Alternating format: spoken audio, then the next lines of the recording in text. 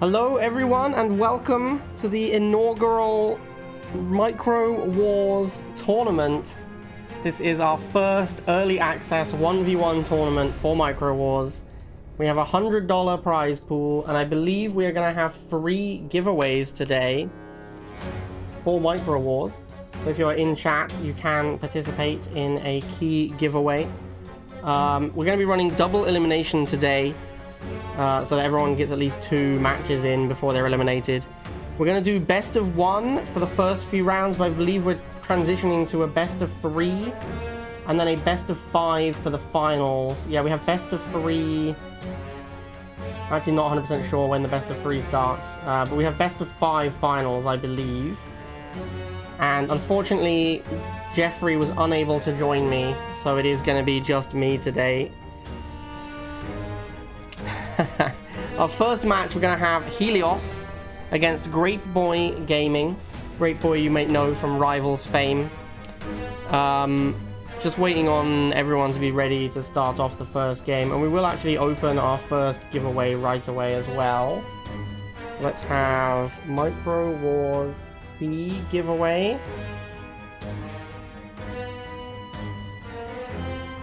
And we'll run this for, let's say, 30 minutes for the first one. Okay, so we've opened a first giveaway for Micro Wars Key. And I believe we might be ready to get started. That's just to find out if the players are ready.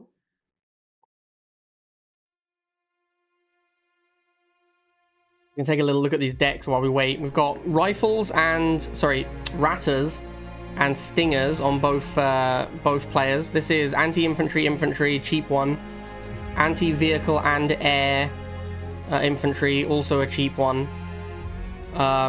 This is a anti-air and anti-infantry vehicle, which Great Boy is also playing. This one is an anti-vehicle infantry that is fast, but quite expensive. This is the... what's it called? I can't remember the name now. But this is an anti-air and anti-infantry vehicle that requires tech unlock, so you have to pay to unlock it before you can use it. This one is bikes, so there's anti-air, anti-vehicle, vehicle. They're called bully cycles. Let's see what else we've got. We've got... I believe that was a buffalo tank, but I will check real quickly. Have I tried the new Helldiver patch? Yes, I love Helldivers. It's amazing. And I love the new patch. I've played hundreds of hours of Helldivers and will continue to play hundreds of hours of Helldivers. I think it's phenomenal. Alright, so our first game, we've got Helios in the north, Great Boy in the south. We've got Great Boy opening factory first. This map has 2 communications towers, which give plus 10% damage to your units if you control them, and 2 banks. A bank is roughly the same income as a single harvester, I believe. So these banks are going to be very, very important to control in this game. The comms towers are okay. If you get both, it's huge. If you only have 1 compared to your opponent having 0, it's not that big a deal. If you have neither, then obviously nothing happens. Alright, so interestingly, Grape has gone factory. He's immediately going pronghorn tank. This is essentially an anti-building unit. So this is a very aggressive rush. You can see he's queued up bully cycles immediately to follow. So we're going for a big cheese play. He's going straight for the HQ here. Oh, wow. And Helios has gone double refinery opening. This is an absolute nightmare for Helios. He is going to get... this is so bad for him to run into a pronghorn rush after he's gone double refinery opening. Bikes to follow up immediately. Great with another bike. We see a barracks from from Helios, sorry. But this, you see how much damage it does to the base? This doesn't look like that much, but... oh, he's got the boost as well! Oh my god, I think we're going to have the shortest game of all time for game number 1. I think this is it. It's over. The HQ is going to die. Helios hasn't even started repairing it. Wow, and there it is. That is game 1. Great Boy has cheesed his opponent. And has won in about 1 minute 26. Wow, insane cheese there from Grape. And there you have it, game 1 over, round 1 done. Great Boy cheeses Helios and it's over. What an insane play. Well, there you go, guys. There you go. Oh. He went for a cheese strategy. All right, so here we are. We are ready for round 2 of the Micro Wars tournament. We now have Dice versus Great Boy. Great Boy from round 1 fame. Dice and Grape may, again, if you're Rivals players, you may be aware of Grape and Dice, both Rivals players. We've got the same deck from Great Boy. So we've got Ratter, Stinger, Rocketeer, I believe it's called. This is Bully Cycle, that's Pronghorn, Tiger Tank, Nimbus Gunship, I want to say. And this one, I can't remember its name. I think Tempest Warbird. So this one, I can't remember the name either. This is Anti-Inf, Anti-Air Vehicle. This is Anti-Vehicle, Anti-Air Vehicle. This is Anti-Vehicle, mostly Anti-Base Vehicle. This is Anti-Vehicle Vehicle with Radar, so it fires while moving. This is Anti-Infantry Air, so it's like a drone swarm. It does a lot of damage to infantry, but it's very fragile and very cheap. This one is Anti-Vehicle and Anti-Air Air, so it's mostly air-to-air unit. And then from Dice's side, we have Engineer. This one's an interesting unit. This one can build turrets. It does it very slowly, and it's very fragile, but the turrets are infinite value, because you can just keep building turrets. Every single time you build one, you can just build another one. And then the turrets have 2 range and are anti-vehicle, anti-air. Snipers are 2-range anti-infantry tech unit. This is Bully Cycle, the same one Grape has. This is an air-to-air suicide missile. So it's like a cruise missile that kills enemy air units. It can also shoot vehicles, but it's best against air. This one is drones, but they fight vehicles. So this one is anti-vehicle air. It's very cheap. Not very strong though. But it is cheap and spammy. This is the same thing that Grape has, the anti-infantry air. This, I believe, is a repair drone. I'm not 100% sure, but I'm pretty sure this is the repair drone. So this will heal vehicles and I think maybe infantry nearby, but it might just be vehicles. This is the same thing Grape has, the air-to-air. And this one, I think this is the super late game tech unit that has 3 shots, like a Kodiak in Rivals. So it fires like very heavy anti-ground, and I believe that's what it is. It might be the bomber, but I'm pretty sure that's what this is. Yeah, Earthshaker. Yeah, I think it's called Earthshaker Gunship. All right, I believe we are ready to start. That was a very quick round 1 as we move on to round 2. Just waiting for Grape to ready up. The commanders, by the way, we have Grape once again playing the boost commander. This does also make your units cost more, but have better stats. So they cost more, but they have more damage and health, I think. Or damage and attack speed. It's definitely gives them more damage and more cost. And then Grape is playing Estelle, which I believe is the air commander. So Estelle gives buffs to your air, but nerfs to your infantry and vehicles, which is why Grape had so many... Sorry, Dice had so many air units in his deck. But also has a 90 cost ability that is effectively a huge nuke. It's like a this big, so what is this, a 7-tile bomb that will basically kill almost anything it hits. So it's absolutely massive. All right, so we have Dice going Harvester first. Great Boy's gone Tank first, Factory first, and he's going Pronghorn again. Dice is going Airport as his first combat building. This airport, as long as Dice opens with the anti-vehicle unit, which he does do, he should be able to stop this cheese. Here comes the Pronghorn tank once again. I think that it's very unlikely Dice loses to this cheese here, because he saw it last game. He saw the streamed game, so I think he knows it's coming. At least he suspects. Oh, there he goes. He sees it. He sees the Pronghorn. Here come the Bully Cycles to follow up. He's on the Pronghorn, but Grape is retreating like a coward. Dice has made second Harvester. Is he going to sell the refinery? This is a trick you can do in Micro Wars, where you sell your refinery and you still get the Harvester, but then you've paid only 25 for your Harv without needing a factory. Because only factory... Yeah, there it is. He sells the refinery. Only factory can build a Harvester. So if you don't have a factory, you can't get a second Harvester unless you build another refinery to do so. We see here the Pronghorn, plus the Bully Cycles, it's doing a lot of work, man. Like, these Nimbus gunships are not amazing. They are not shutting things down. Oh man, is Dice gonna fall to this cheese strat? He's started repairing his HQ immediately at least, so there's some chance. Grape is actually shooting the air tower by accident, which is a huge throw. He could maybe have killed his HQ if he had both the Bully Cycles attacking it, but he's been shooting the airport instead. Spamming Nimbus gunships here. Grape is getting a little low on cash. The Pronghorn Rush did not work. The HQ is healing up. Grape is trying to fight back, which I don't know. I think if he committed both his bikes and maybe another boost to this HQ, he might have been able to get there. Now Grape is building refinery, but in completely the wrong spot. It's nowhere near the crystals. That is gonna be super awkward for him. Dice, I think, has saved himself from this rush, mostly by repairing his HQ. His opponent last round forgetting to repair HQ was definitely a big beating for him. Yeah, you look at this. I mean, Grape's Harvester has so far to travel. This is not a well-built refinery, and Dice is already harassing it with the Nimbus gunships. We see a Tempest Warbird come out. This is the anti-air, anti-vehicle air unit. Harvest is going down for Grape. It's looking real bad for Grape here.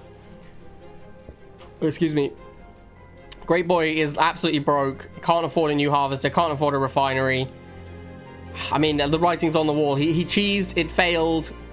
Usually when you cheese and it fails, that's it. That's normally game over. But Grape is still fighting it out. He's going for another Harvester here. With the refinery positioning, though, I don't see this Harvester making much money, if any at all. Dice goes for another Tempest Warbird. Hopefully he's gonna see this Harvester and take care of it, but he's focusing down the factory here instead. That might be the reasonable play, actually. If the factory's gone, Great Boy's ability to make combat units is also gone. And each the buildings are 40 cost to build a new one.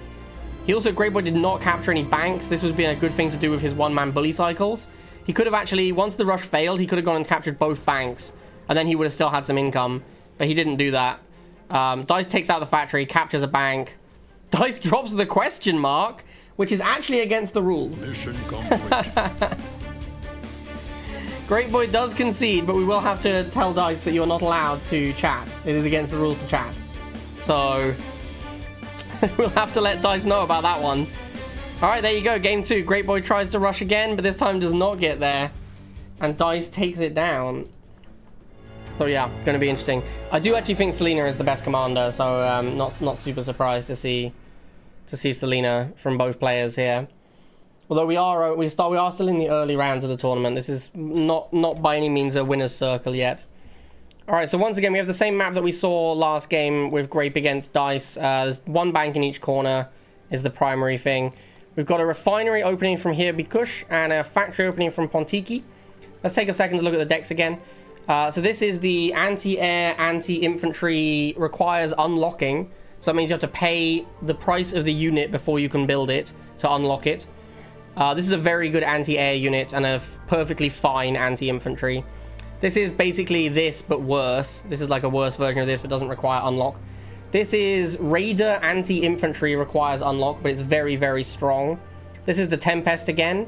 We got tank, repair drone. I believe this is the anti-air air specialist and Earthshaker gunship again. This is a Loris launcher, which is a tech unit that is 2-range anti-vehicle. And then once again, we have the gunship drones that are anti-vehicle.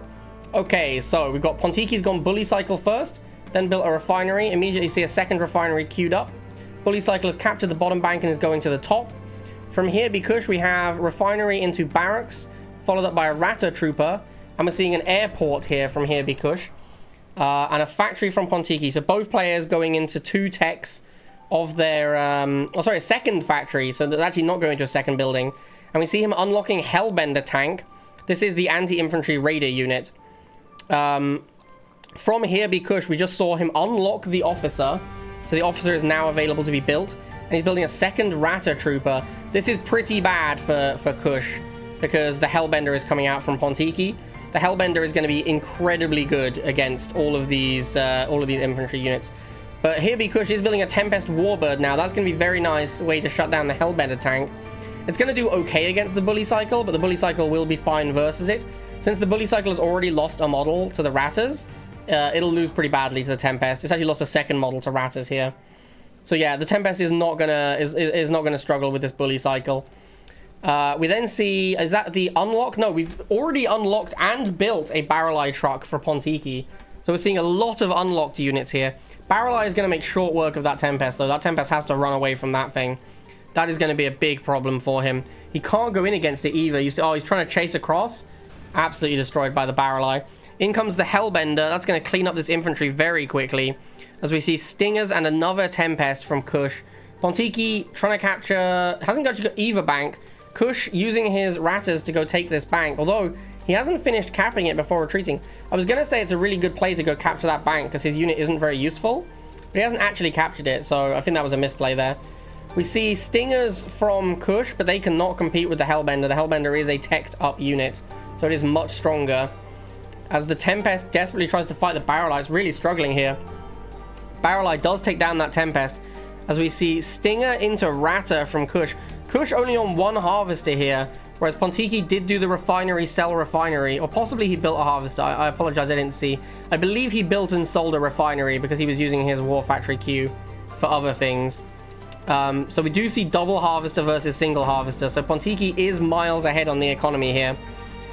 We see Hellbender. He hasn't built another unit, though. We do see he went Tech Lab, but he's now going into Loris Launcher, which is an anti-vehicle unit. I'm not sure about this choice, because it's good against the buildings. That's probably why he's building it, to try and close out the game. But to tech into this against an opponent who has no vehicles, I assume Pontiki just doesn't have a better option. He could have just gone Tiger Tanks, or even go into the infantry and make Devastators, although they also would only kill vehicles, so that wouldn't be that great either. Yeah, I think maybe Loris to kill the base is what he's going for here. He just wants to close it out. You see he's followed up with a Barrel Eye truck. The Loris Launcher is going to set up on the HQ. This is going to make short work of this HQ. You see how much damage it does? It kills the HQ incredibly quickly. Kush does not seem to be repairing. There he is repairing now, but it's too late. And Pontiki takes it down. What we needed to see there, Kush needed to make another Harvester for sure. You see there that he was down 160 resources or so. But mostly he just lost because his deck was not well set up against the War Factory. Like, he had these cheap, non-techy units against Pontiki's teched into expensive units. And he was basically trying to play air and infantry against teched up anti-air, anti-infantry from the War Factory. So what Kush needed here was to get into his Mad Troopers or into his Earthshaker, both of which are way too expensive. So he maybe needed a cheaper anti-vehicle option available to him. In terms of commanders, Cirrus is... I can't remember his passive ability, but his activated ability is 30 cost, makes a unit indestructible for... I can't remember how long, it's some amount of time. Blokovic is playing Marshall, who I think is the infantry commander, who buffs infantry. It's either the infantry commander or the tank commander. So it's either buffs infantry and nerfs other units, or and makes a 40 cost turret, or it's buffs vehicles, nerfs other units, and has 70 cost tank drop, which is make a Tiger tank for 70, but you get to drop it on the field. Yo, good job, Nara. Can someone tell me what Marshall does? I can't remember which one it is. If anyone in chat is like available to just quickly check which one Marshall is. I'm pretty sure it's one of those two that I just said, but I can't remember which one. Okay, in terms of openings, we have both players gone Harvester first, or Refinery first. Then Scotty has gone for a Barracks into Rocketeer Troop, whereas Blokovic has gone Factory into, I can't remember, Jackal Cycle, that's what it's called. Anti-Infantry. Okay, I've been informed this is the Tank Commander. So this guy has 70 cost drop a tank. In terms of the neutral buildings, we have a bank that, again, it's about equal income to a single Harvester. Now, this is new one. This is the nuclear silo. So the way this works is over here, you see this. This is the nuke. This, once it's captured, this begins charging up. When it's fully charged, whoever controls the nuclear silo can fire a nuke, which is effectively like a 7-tile nuke that leaves fire behind. Does a lot of damage. It's very powerful. Alright, so this map is called Iron Fort, I believe. I don't like this map very much. This area here can only be entered by air and infantry. These rivers block vehicle movement. So it is really miserable trying to play vehicles on this map. You see Blokovic is primarily vehicle based as well. He's playing the vehicle commander. So he's going to struggle a little bit with controlling this top area. Both players have gone for a second refinery. Neither of them sold their second refinery. So we're looking at one Harvester on each refinery, which is not optimal. Here we go, though. Scotty has now gone for another Harvester. So we have 2 Harvesters here and 1 up top versus Blokovic's 2 total. Blokovic has gone into Tech Lab now. This is going to unlock for him the ability to make Devastator Troopers, and also when he has his air tower, the Hailstorm Bomber. Hailstorm Bomber, I think, is going to be very good in this game. Blokovic has Tempest Warbird to fight back. Scotty has not got a lot of options against a Hailstorm Bomber. His best option is probably the Cruise Missile, which I believe is called Stratus Missile. Alright, we see a Tiger Tank from Blokovic here. Tiny bit of lag there, but it seems to have cleared up immediately, so no problem. Tiger Tank is going to be very good against these light vehicles. It is basically a hard counter for them. We see Scotty's gone for a 4th Harvester, which is ideal with his 2 refineries, although it is trying to automate to this resource patch. I think it will be smart and default up to the top, but we'll have to wait and see. We see Rocketeer Troopers from Scotty to try and fight back against the Tiger Tank. Blokovic has got Stinger Troop, which is not actually that well positioned right now.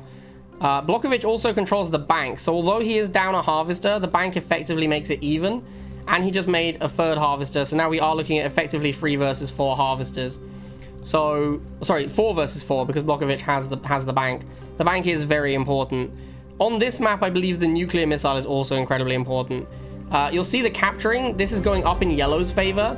If you have more units on the pad than your opponent, you start capturing. So if he has 3 units to Blokovic's 2, then he will begin capturing the pads. You see here it's now 3 versus 0. So Blokovic is now capturing it. We're going to see there it is. So the nuke is captured. It is about 75% of the way to being able to launch. This is going to be a big problem for Scotty if he doesn't do something about it pretty quickly. We also see that actually he has 3 harvesters on this 1 refinery, which, as you can see, this harvester here is now semi-idling. So yeah, it's not an ideal number of harvesters for a single refinery. Scotty has attempted to attack the harvesters in the back with a single Rocketeer troop. He's actually harassing Harvester quite a lot here. Blokovic has done a good job stopping it, though, with his Ratters and his Stinger troops. He isn't repairing yet. I don't think he knows. And also he's blocking his own Tiberium patch. He has noticed that now. As the first Hailstorm comes out, you see the Hailstorm, big damage, one-shots. Well, doesn't quite one-shot that unit, but with the fire finishes it off. But it does need time to reload. Takes a lot of damage from that bully cycle there on the way out. Not the best exchange for this Hailstorm Bomber. This is quite an expensive unit. And here we see the first Commander Power, I believe, not of the tournament, because Grape used his boost. But we do see the Tiger Tank drop come in. Tiger Tank facing off against Rocket Troopers, not an ideal fight, but the Hailstorm's coming into cover. Tiger Tank does move to fight the Bully Cycles, which is an ideal matchup for it. The nuclear missile is ready to launch. I don't know if Scotty realizes this. He could, in fact, just launch the nuke right now, and he should do that, because if he loses control, then he's not going to be able to launch it, and then he might even get it launched at him. Like, it doesn't need to, it doesn't reset. Whoever has control of it when it's ready to go gets to fire it. So losing control of this nuclear silo would be very bad for him right now. You see here how the Tiger Tank drove into Bully Cycle Concave. This seems like a bad play, but actually the forests hide units. You can't see through the forests. So I don't think he knew there was a hidden Bully Cycle there. This actually is a pretty cool mechanic in the game, where you can ambush people by hiding in forests, and when they walk past, you get a huge defender's advantage buff, and then you also get a defensive buff for being in the forest. So yeah, ambushing people with the forest is actually a pretty big deal.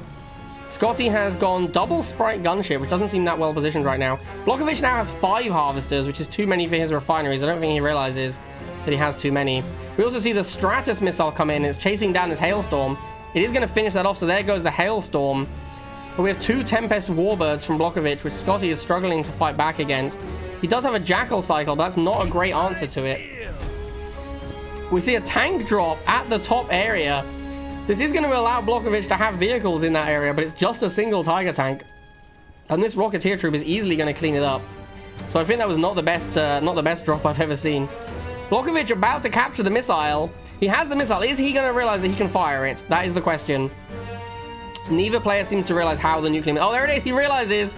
He fires the missile, which Scotty could have fired ages ago. Takes out Scotty's entire army. Wow, this puts Blokovic massively ahead. He should really push to take advantage of this this kill here. We see another Stratus missile from Scotty. Hopefully he's gonna try and take out the Tempest. Tempest drives into the Stratus missile, so that's gonna get cleaned up very easily. There it goes. Rocketeers come out to fight the Jackal. This map is pretty difficult to close the game out, I gotta say, because like this fortress area at the top with the water, this makes it extremely difficult to close out the game. So we're going to settle in for a grindy one here, boys. This bank has also been under Blockovic's control for the entire game, and he has more harvesters than Scotty. You see this this bar here on the crystals? This is how many crystals are left in your patch, or I should say Protura is what it's called in this game. These do replenish, so as you see here, this single harvester basically isn't making a dent, and up here the two harvesters are kind of staying even. But down here you can see the triple harvester is slowly eating away at the resources. So it does matter. This is a relevant factor when you get to the late game. In terms of combat, Blockovic is absolutely dominating now. The Stratus missiles are doing quite a lot of work to keep down the air, but Scotty is having a very hard time cleaning up these vehicles. We've got a Hellbender now as well, which is a heavy anti-infantry unit. That's going to be extremely good against these Rocketeers. You see here the Rocketeers get absolutely dominated. Let's take a look at Scotty's deck and see what he can do here. He can get his own Hailstorm bombers. Mission complete. Oh, he's just given up. There it is. Oh, he just concedes. All right, so Scotty loses that game. He actually had a lot of resources floating at the end of that game, but I just don't think he had anything expensive enough to do with them. So Blockovic is going to take it down in a pretty grindy match. But there it is. Blockovic beats Scottymcscotface. I think that last game was on the wrong map. I believe it was supposed to be on Ellis Roy grounds, and it was instead on, I think it's called Iron Fort. Okay, let's see what we've got. We've got Refinery opening from both players. We have Marshall versus Marshall. This is the tank drop commander again, so both players have buffed factory units and tank drop as their command ability. Blockovic playing the same deck as last time. Laaka, we have Jackal Cycle, Bully Cycle, Hellbender tank, Tiger tank, Armadillo tank. This is a APC, so anti-air, anti-infantry. It has infantry crush, so if it drives over an infantry, it instantly kills it. And when it dies, it drops a Stinger Trooper. This is a hover something, I can't remember its name, but it's like a stealth tank. So it's fast and it hovers, so it can go over terrain, and it has a volley shot that does a lot of damage. These other units we've already seen. Yeah, I think we've seen all the other units now. Interested to see both players play Marshall. I think that there is a bit of a Marshall love at the moment among rivals players because they like tanks so much. And War Factory. So we see double factory from Laaka. As you can see, this does increase the build speed of your units. Look at the build speed of these two Jackal cycles compared to each other. You can see Laaka's builds much faster because he has two factories. Laaka also went for an immediate... Both players went for Refinery into immediately first Harvester. So both players have two harvesters. Both players sending Jackal Cycle to the bottom.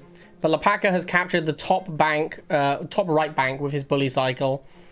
So yeah, Laaka getting a lot more units out. Interestingly, we see a Ratter Trooper, which doesn't really make sense from Blockovic. Because if you look at his vision, he sees there's a bunch of vehicles. So making an anti-infantry seems like a pretty odd choice in this spot. He is now going into Stinger. But yeah, I think this Ratter is going to have a very bad time. Blockovic also has not yet captured a bank, which is pretty bad for him. So Laaka is ahead on the economy. As we see Jackals versus Jackals. Stinger's coming in to support. The Stinger is not going to do great, but the 2v1 is obviously a big deal. Oh no, here we go. Stinger's moving in, getting 2v1. This is, you hate to see it. Yeah, that Stinger gets absolutely ruined. Laaka has gone straight into Hellbender tank to clear the infantry. This is a very good anti-infantry unit. Blockovic now making a Tiger tank, which begs the question, if he had Tiger tanks in his deck, why did he not make them immediately upon seeing the vehicles? He actually has another Ratter, which is, yeah, again, very bad against everything Laaka is doing. Laaka brings out his own Tiger tank. Both players have a Tiger tank now. Laaka capturing the second bank. Tank comes down to clear out the Hellbender, but it is going to be tank versus tank and Bully Cycle. He does have the defensive bonus. You can see it's 3 stars here. That's 2 from the forest and 1 from being near his own building. You do get a defensive bonus from being near your own building. So you see here, this tank is winning very easily. It has the Stinger troop support and it had triple star. So it won very easily in that matchup there. But Laaka has all the control of the map. He's building a second refinery. He has all the control points. So once this nuke is charged, it's going to be really tough for Blockovic. Blockovic makes Hellbender tank, which is an anti-infantry unit. I don't think Blockovic has checked what his units do, because he has now made 3 anti-infantry units against a full War Factory build.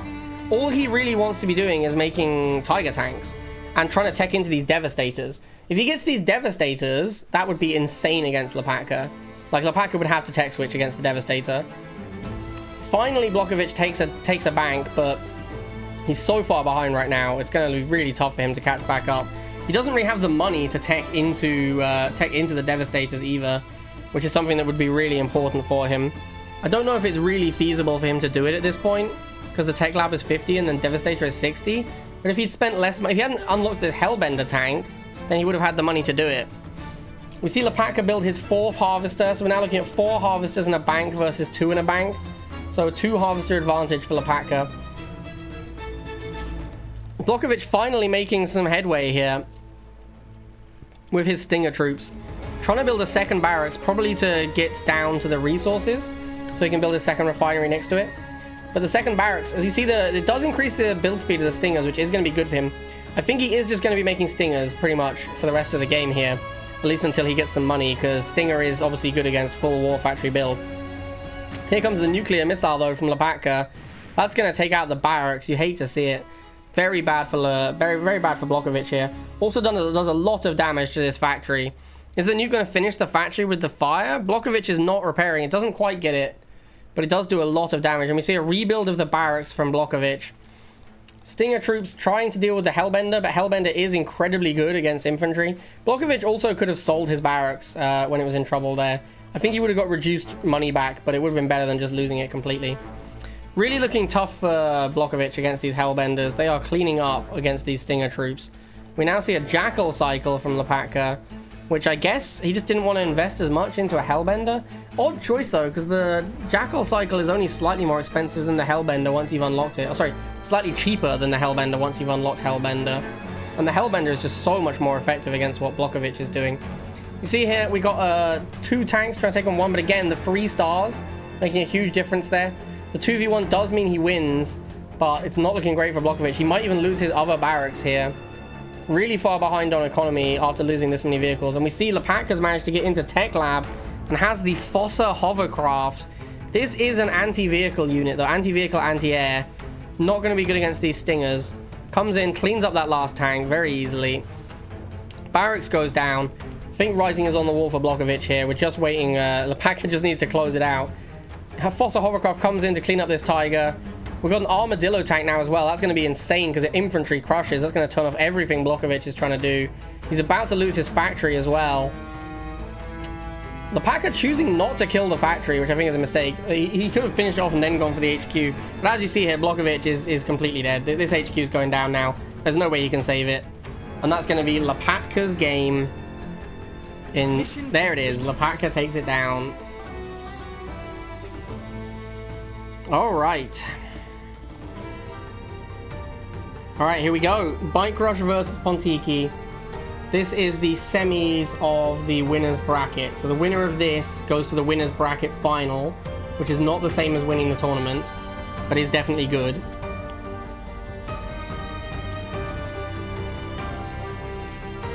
Both players playing Selena, which I believe is the best commander. Alright, here we go. Let's take a little look at the decks at the start of the game as well. So we've got Ratters, Jump Jets, Rocketeer, Sniper, Devastator, Bully Cycle, Hellbender, Tiger, Nimbus Drone Swarm, and Tempest Gunship. And Pontiki is playing, I believe, the same deck he was playing last time. Alright, both players opening barracks here and pushing it towards the middle. Very interesting to see. Followed up by a refinery from both players. Pretty standard openings. Both players with Ratter Trooper first. Bike Rush has his rally point set to the comms tower. Pontiki just sets to the forest above him. Bike Rush then following up with a Rocketeer troop. And has set his rally point to Pontiki's base. Alright, so both players are going for the comms tower immediately. That seems pretty reasonable. Pontiki's now building a factory as his second production building. Bike Rush is waiting, I think. Because he's built the Rocketeer, he doesn't have the money for another building yet. Might also be waiting for refinery money. Here come the Rocketeers, pushing away across the middle. These are not going to do... I mean, depending on his micro, these could be good, could be medium. Depends how the Ratters do against them. And we do see immediate refinery from Bike Rush, as I predicted. Pontiki immediately trying to unlock the Hellbender, which actually is pretty good, given that Bike Rush has only barracks at the moment. That is going to be very strong. Bike Rush taking control of that second comms tower now. Wow, look at those Rocketeer troops against the Harvester. They are absolutely devastating it. That is brutal, man. That harvester is going down so quickly. And Pontiki is very low on cash. He's gone for a Rata Trooper rather than waiting for that Hellbender. Double Rata will be able to protect the harvester. Yeah, you see Bite Crush sees that coming. He's retreating. Take a look at his vision. Yeah, he saw the Rata coming. Backed up. Doesn't want to get caught in a concave there. We do see Double Harvester from Bite Crush. Hasn't sold the second refinery yet, but he is building a third refinery. I expect to see him sell one of the 2 refineries at the bottom as soon as he gets a chance. He is microing pretty hard right now. But here comes the Hellbender from Pontiki. This is going to change things completely around. Bite Crush is going to get absolutely dominated by this unit. This currently is going to smash all of his infantry. We see him building a factory, trying to fight back against this. He knows that trying to make infantry against the Hellbender is a waste of time, so he isn't even trying. Bite Crush's Ratters now harassing that harvester. Pontiki immediately starts repairing it. Really surprised. I think Bite Crush has misplayed here by not selling one of his factories, or refineries, sorry. I think he just forgot. I think he was intending to sell it, but has forgotten to do so. We do see now factory built and immediately going into Tiger Tank. Interestingly here, Bite Crush could cancel the Tiger and just steal the Hellbender with bribery. That would actually be an insane play. I think that he has not considered that, because this Hellbender cost 40 to build and 40 to tech. So this is an 80 cost unit effectively. So if Bite Crush just stole it, the tempo, and also all of Pontiki's other units infantry. So if Bite Crush just stole this Hellbender, it would be very good. Very nice play by Pontiki, hiding his Hellbender in the forest so that Bite Crush can't find it. And then he has his own Tiger Tank come out to fight back against Bite Crush's Tiger. So yeah, the Tiger Tank mirror, he's managed to hold off the Tiger from Bite Crush. Bite Crush now at 4 Harvester, still hasn't sold that refinery. Maybe he didn't want to, but I think it feels like a misplay to me, because there's no reason to have the second refinery. It's just 25 minerals sitting there doing nothing. Bite Crush has 2 Tiger Tanks now. Still harassing the harvester at the bottom with Rata. Like, I don't know if Pontiki hasn't realized, but this harvester's gonna die pretty soon. And he has a Hellbender that could have cleaned it up. So if this harvester goes down, Pontiki is in a lot of trouble, because he is really far behind in economy now. It's 4v4 in economy. Oh, here we see the steal. Bite Crush steals the Tiger Tank from Pontiki. I think that's game over. That is so brutal, man. Suddenly, Bite Crush has 4 Tiger Tanks to Pontiki's 0. Pontiki lost his Harvester to the rifles. Oh, this is absolutely brutal. Pontiki's getting devastated. He just lost his factory. It's over, man. I think he's trying to save up for his own bribery, but he's so far behind now. It's just too late. Finally goes down to clear up that Rata, but it's just too far behind. He has to use bribery here, I think. Yep, there he goes. He's bribing the healthy tank, but he's lost his barracks. Bite Crush just absolutely miles ahead. There it is. The bribery goes through, but it's just too little too late. It doesn't make up for the loss. And he's about to lose his Harvester. That's his last Harvester. Pontiki, I mean, I don't know what you think is going to happen here, Pontiki, but it needs to be an absolute miracle of epic proportions. He has no Harv, no money, like 3 units left total. Bite Crush has 4 Harvesters. Bite Crush just is slowed down by his pop cap here. He needs to build more production buildings to increase his pop cap. He's getting Rocketeer and Tiger and queuing up a Devastator. Pontiki trying to build a factory. I guess that makes some sense, because then he can build Harvesters. Maybe it would have made more sense to just build a refinery straight away. Bite Crush capping up the second comms tower here now. Double Tiger Tank pushing in. I mean, Bite Crush can also just save up in bribery again. If he briberies this Tiger Tank, Pontiki has nothing. Like, that's actually what he should have done, is just cancel his unit and bribery again. But yeah, Bite Crush's Tiger Tank's taking care of business. He's got the Rocketeer troop coming in as well. Devastator's queued up. Pontiki got his factory back, but doesn't have any units producing from it. I think he has to build a... I don't even know if he can build a Harvester at this point. Just too far behind. Bite Crush now building a factory in the middle. This is actually a pretty big... I don't know if this is a good play, because his units will probably start spawning from here, and then they'll be blocked in the middle, so that's not great. Rocket troops on the HQ. Pontiki almost dead. Pontiki is a man who doesn't like to concede very clearly. There it is. Bite Crush takes it down. GG to Bite Crush. Just so many more resources. He was so far ahead in economy. Like, I don't think Pontiki made a huge error not killing that rifle that was on his Harv. That was absolutely massive error. But otherwise, Pontiki's main mistake was just not building enough economy up. Alright, so here we go. Great Boy with Peyton against Danethal on Cirrus. Cirrus is... I know it has 30 cost, makes something indestructible. I don't remember what its passives are. It's the glass cannon commander, so all units get more attack damage.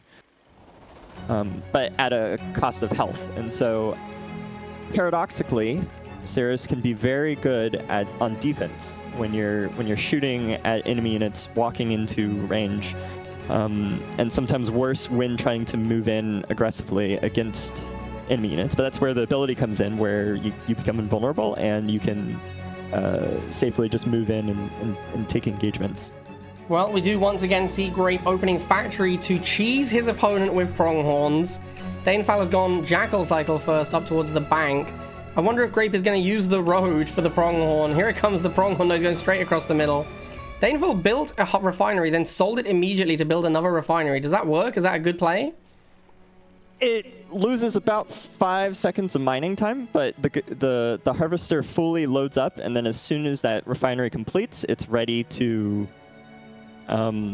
return the resources. And so it's a short delay in mining, but it saves you and lets you get out a second bully or jackal, as the case may. So it sounds like it's pretty good. So the bully cycle bully cycle second unit from Danethal has caught the Pronghorn tank and done a lot of damage. So I think Grape's rush attempts here are not looking like they're going to be very profitable. We see the Pronghorn begin to work on this factory. Wow, that does a lot of damage in a single attack. Oh my god. Yeah, and Danethal starts repairing that factory. Try to buy as much time as possible, but it looks like, yeah, another 1 or 2 rounds from these bullies will kill that Pronghorn.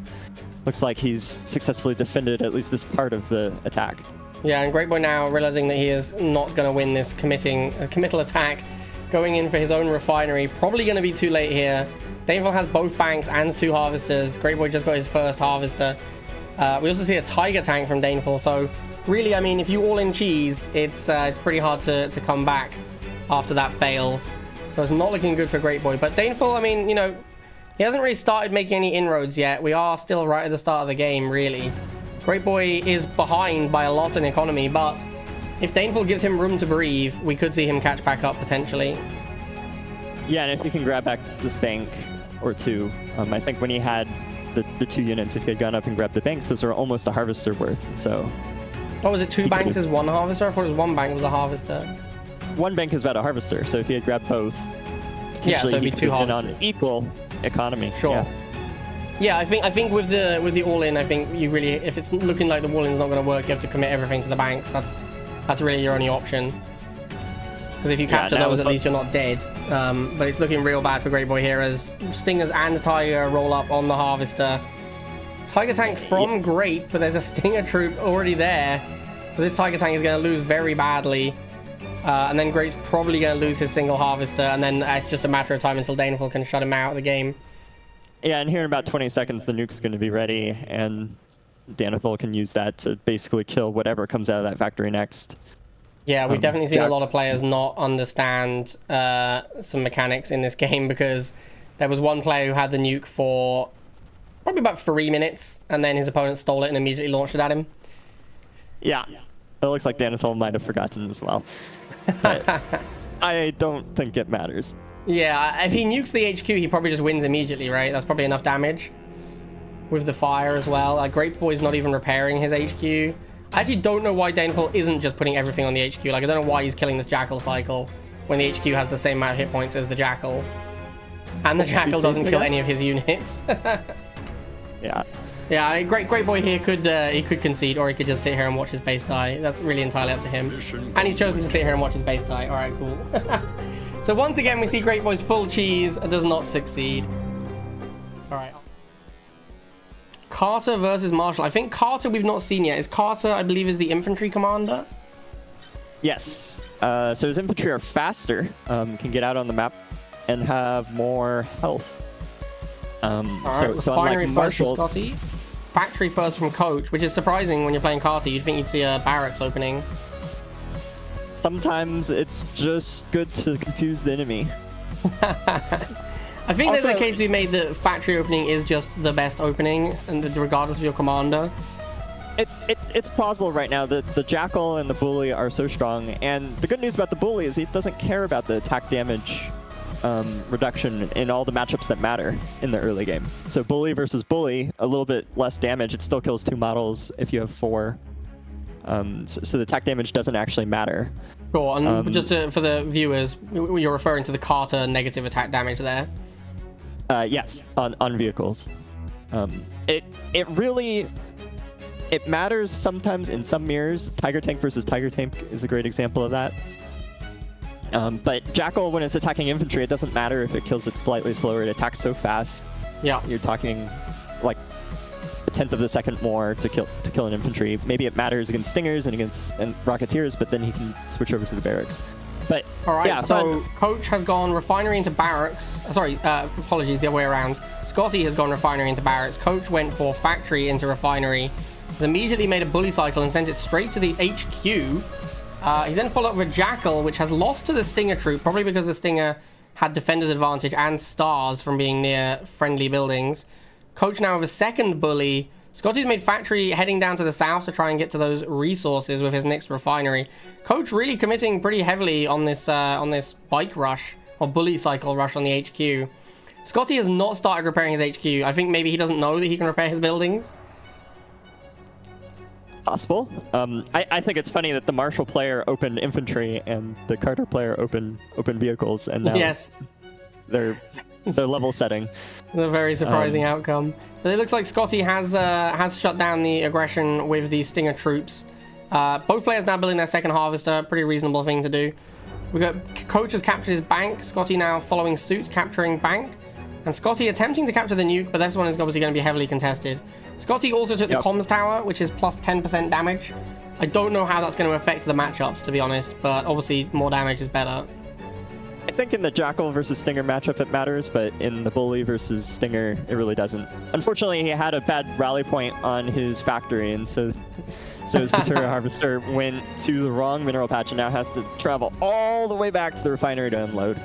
Yeah, that's going to slow him down quite a bit, honestly. But we see here that Coach has made a Tiger Tank, which is a very odd choice against all infantry. And Scotty is pushing both his Stingers into Coach's factory, which is about to die. Is he going to get his unit? He just about gets his barrel eye truck in time.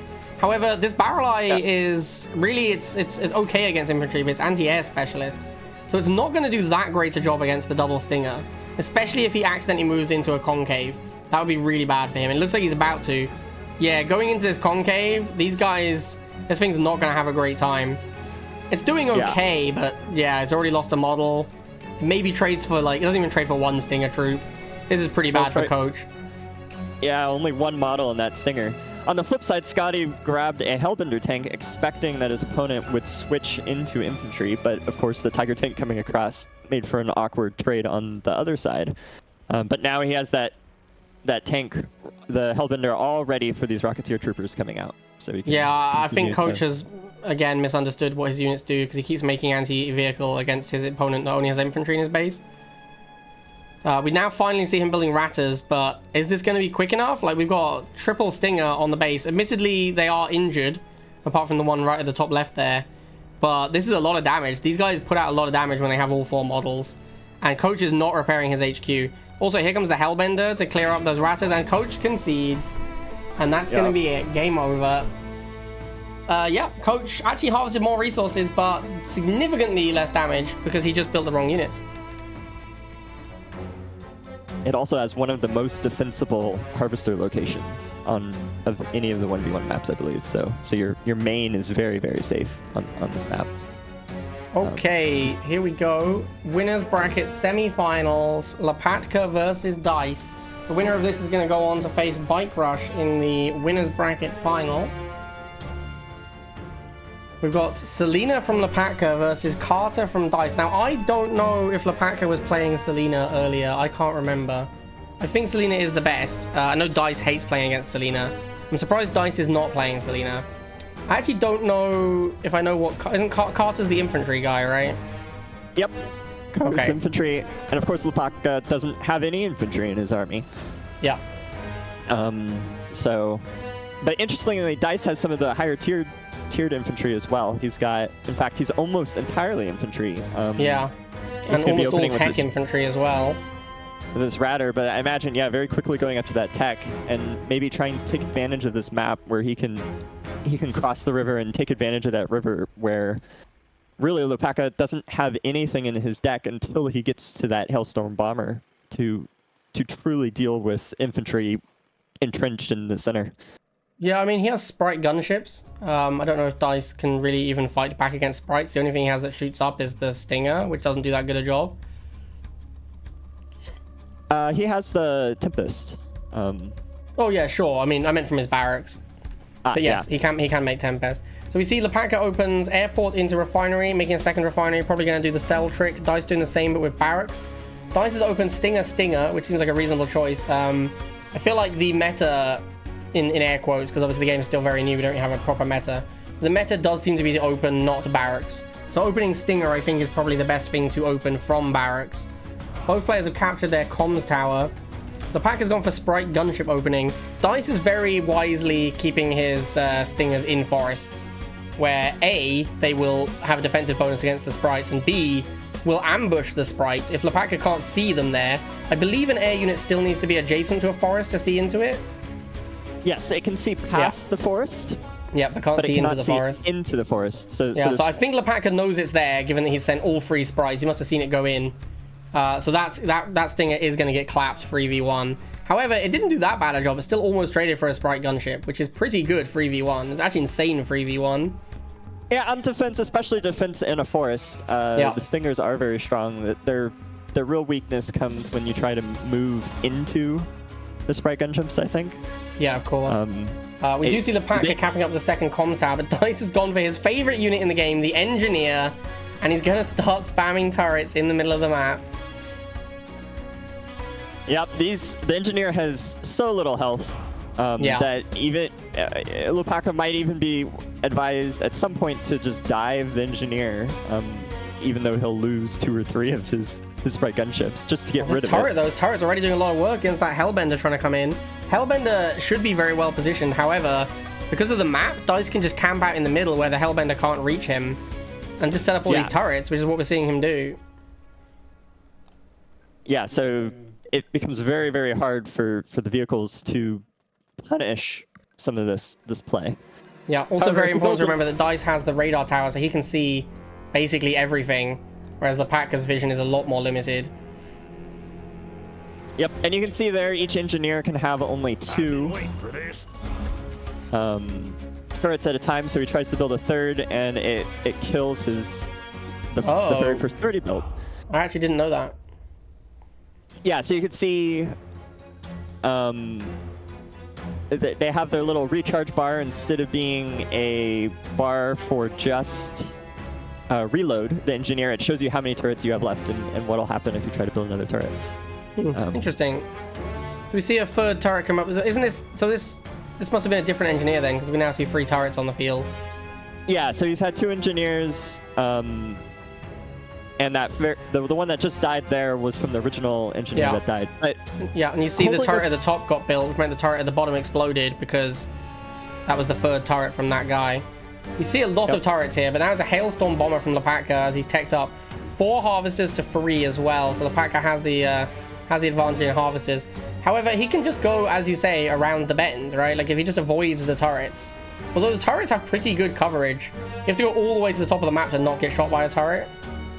Yep. And the radar tower means that Dice's turrets will have great vision. They'll see everything coming in. And here we go. Hailstorm's trying to take out the turrets. The turret's actually doing a lot of work. And considering that turret cost nothing, it's almost killed a Hailstorm Bomber. And that cost Dice nothing. It's a free turret. Like, he doesn't care at all if it dies. Yes. Actually looking... Sorry, go ahead. Although Dice not really macroing up behind this. He's as you said, behind on Harvesters still. So this pressure isn't really pressuring Laaka's Harvesters or production, and he's giving Laaka all the time in the world to build up something to deal with this. But what can Laaka build up to? I mean, he has Hailstorm Bomber and the I guess he has the APC type thing. I can't remember what it's called now. The Armadillo Tank. Yes. Yeah, Armadillo Tank. That's it. That one would be pretty powerful. Armadillo Tank can't cross the river. Yes, but he doesn't need to, right? He can just go around the bend. Yeah. I see Dice built another refinery, but he isn't selling. So again, we see same thing Bike Rush did with two harvesters, 2 refineries, which doesn't seem great. Is that a bribery on a turret? Bribery. Yes. Bribery on a turret. Oh my god. You know, when designed, that wasn't really what was in mind. But that is extremely surprising. It has worked though. I mean, he has actually pushed. If he'd followed, I mean, this Hellstorm Bomber I think came in too late, but if he pushed at the same time, it might have worked out well. But yeah, that's a very expensive bribery for a unit that costs 0. Dice has been harassing the harvesters, by the way. He actually got a kill. He's about to kill a second one. No, he's not going to quite get there before Tempest Gunship defends. Sorry, Tempest Warbird. But yeah, Dice's middle control broken a little bit, but he has still got 2 turrets there. Dice now finally going for his tech lab. What is Dice going to tech into? I suspect Atlas. Atlas seems very difficult for Laaka to deal with. Yeah, the Goliath? Is that what you were referring to? Oh, is that what it's called? The big man. Yeah, the Goliath. Oh, it's a Goliath? Okay, yeah, that's the one I meant. That is an anti-vehicle, anti-air, very heavy single model infantry that builds up attack speed as it attacks. It was designed because Hailstorm bombers, artillery, some of the armadillo tanks are very, very hard for the barracks to kill, and so that's just an anti-tech unit that's very good at just countering those large, expensive single units. Is he immune to crush, the Goliath? Yes. Okay. So yeah, the armadillo tank's not gonna be able to kill him instantly. Turning into a very, I mean, Dice has turned this into a very grindy game by spamming these engineers. He isn't making much headway though. He is controlling the middle, but as you say, like, it isn't really doing anything. Yeah.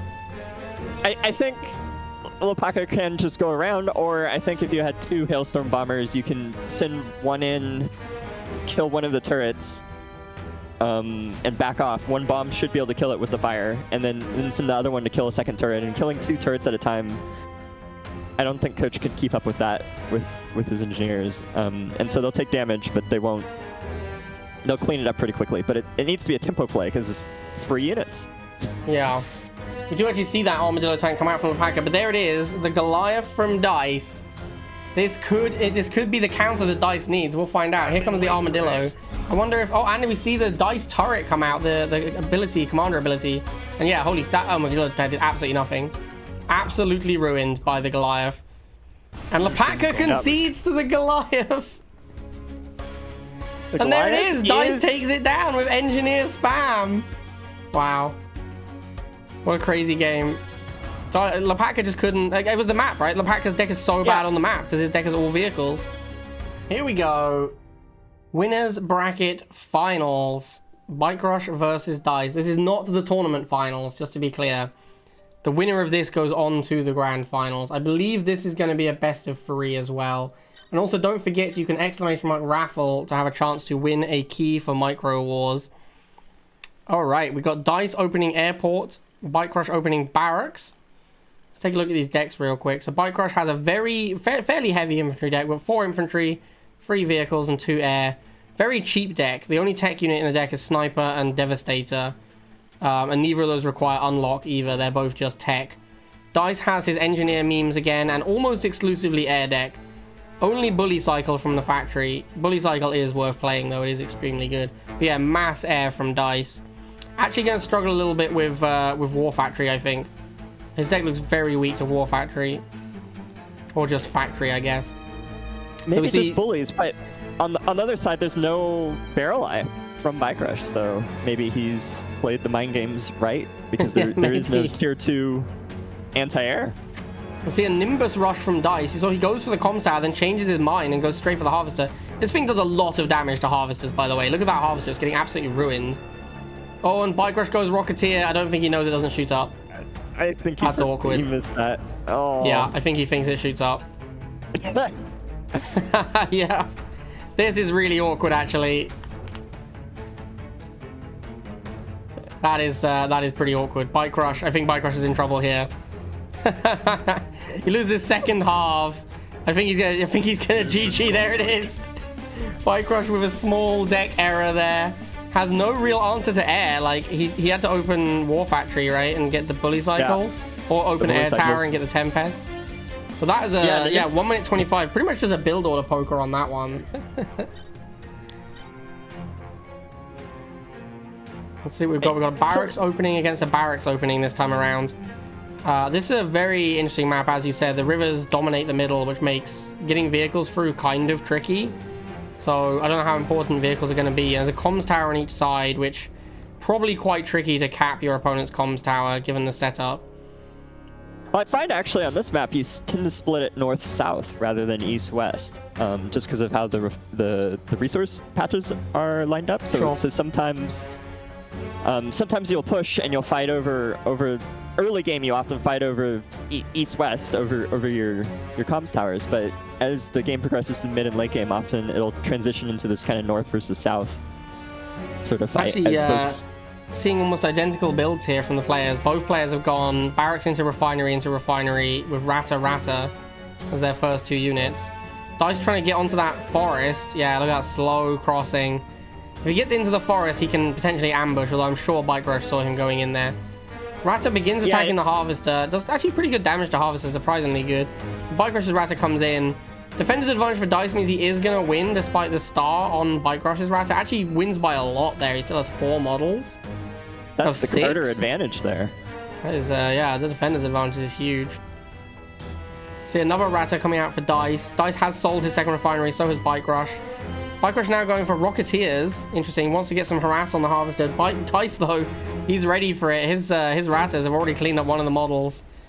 And Bike Rush going for a second barracks. Interesting, but there, Dice does not choose to chase the Rocketeer. Just lets it go.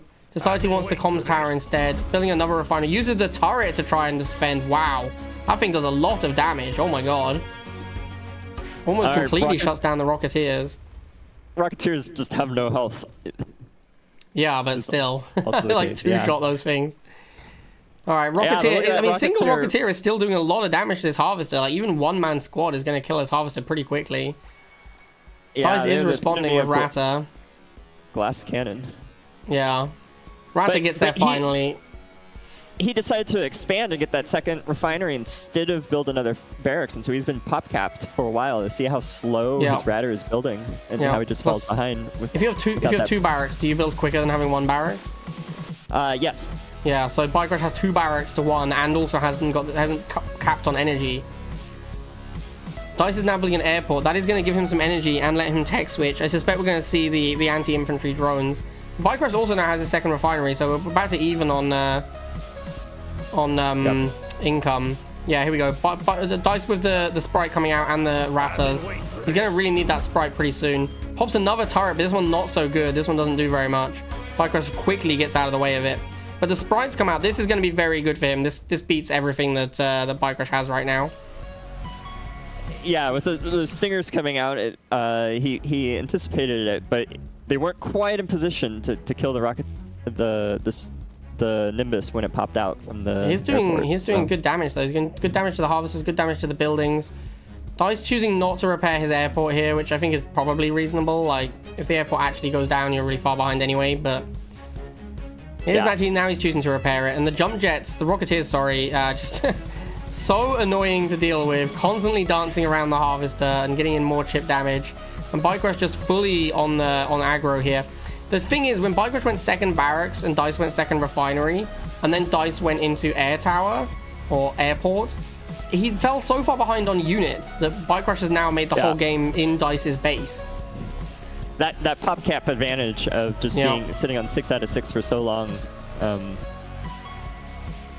Yeah.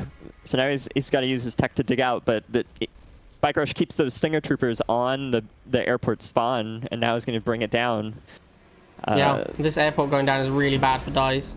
Did he lose a Harvester? I don't see his third Harvester anywhere. It must have died.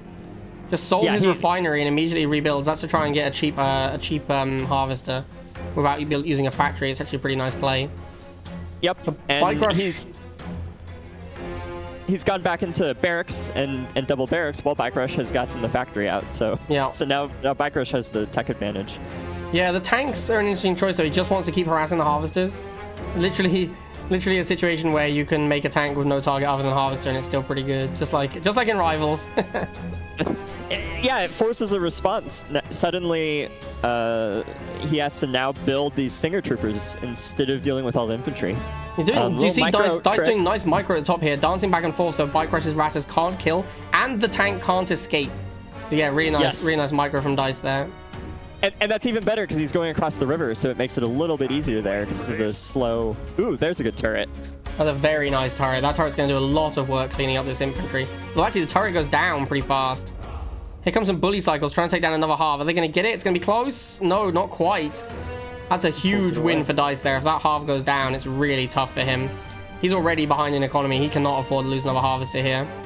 Dice actually clawing his way back. It's really quite impressive how Dice has managed to get back into this one. Oh, but here comes a Hellbender from Bike. That is going to be an absolute beating. Dice does not even have another building right now, so he cannot fight this Hellbender at all. This thing is going to be devastating. The only thing he could do is get 2 Stingers on defense and hope Bike Rush walks into it. Okay, a turret can help, but it's just going down too quickly. Do a lot of damage to buildings. It does its job though. It does clear up the Hellbender, which is huge. And Dice has gone and harassed Bike Rush's harvesters as well, so Bike Rush is forced to respond to that. But Bike Rush he's too far ahead in harvesters now. He just got another harvester kill. He's got another Hellbender. So far ahead in economy. So Dice is just desperately trying to find answers, but he's going into air again, which he has to. But if he hadn't lost his first airport, that was such a beating for him. Now he's down to 1.5. I think this one's over. I think Bike Rush has it. Very aggressively there. And so, yes, you can place it aggressively and get that defense or that kind of buff of HP, but then losing it can be so devastating. Yeah. And we're about to see the last harvester fall for Dice. Bike Rush with way more units on the field. There it is. Dice calls GG, and we go to 1-1.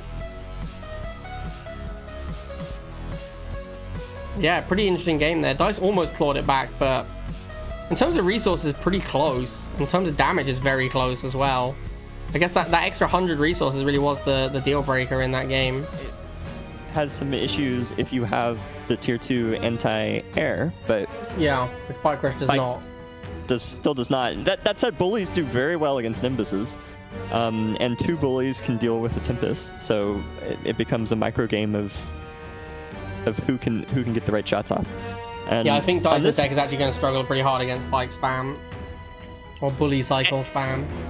And on this map with the forests so placed throughout the map, ground units can just hide and get those surprise, especially with the bully cycle with its front-loaded damage, can just get its attack off and then run away without even the other player knowing it was there until they move close. Yeah. So we've got two radars, 2 banks on this map. The banks are pretty well protected by what I assume are rivers, even though they're rivers of lava.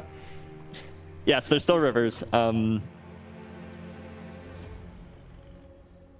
see an air tower opening versus a barracks opening. Stinger Troop first unit from Bike Rush. I think that actually is pretty good. If you think barracks into Stinger is probably the best opening, because like most of the time people are not opening barracks. Both players going refinery, very standard so far. What do you think of Dice's refinery positioning? I don't really like it very much. Yeah, I think I like placing it one hex over. He put his airport also blocking kind of the path to the bank. Yeah. Which can make defending, if the Stinger Trooper, for example, got onto that pad next to the airport, it can be quite hard to defend. And so, but if he's going to sell his refinery, like you might put it there so you can build your second refinery. Yeah. And he's probably going to sell it, yeah. And then you sell the first refinery instead of the second refinery to kind of move, and he didn't take advantage of it here, but he could have put it on the far side of the resource patch because he has the build radius. Yeah. And then Dice has captured both banks as well, which is a big start. The reason I don't like the refinery there is because it's next to the road, so you can't build to defend it. Like, it's very easy to get... Yeah, he did sell the one next to the road. That's a good play. And he's immediately building a barracks to block. I like this line. This is fair enough then. Bike Rush now going to go and try and take back the bank. He did actually lose his first Stinger to walking into a Nimbus, which meant his second Stinger had to trade... Sorry, with Sprite. His second Stinger had to trade for that first Sprite. Go in and kill it at least. Which has put Dice in his position to capture all the buildings, because his units are faster, and he had an extra unit effectively by winning that first matchup. Yeah, and standing on the road here, it's about the worst engagement you can get. Does the road give negatives? It just doesn't give any defense. Sure. And so planes, at least you get 12% damage reduction, but standing on the road, you get none.